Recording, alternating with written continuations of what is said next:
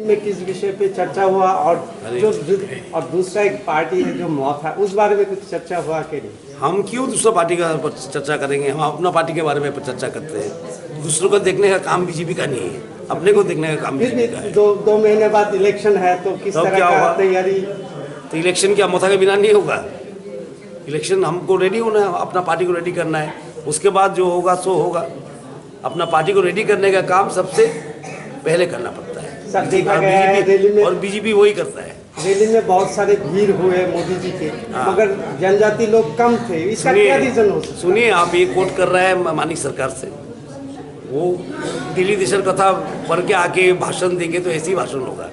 बात तो ये है 1% 2% के नहीं है, उसके पास कितना परसेंट है? 19 था, 2 MLA है, लोकसभा का MP भी नहीं है, ADC में भी नहीं है। हमारा तो 10-10 9 MLA है, 10 MDC है, 1 MP है जनजाति से। तो कौन है हिसाब लेने वाला हमसे? ये पेपर में भी आया है कि मोदी जी ने बोले हैं कि मौथा के साथ बातचीत तलाब हो। मोदी जी ने माइक में बोला है बात। आप कहानी लिखना चाहते हैं लिख सकते हैं, जो भी, वो तो हम कुछ नहीं कर सकते।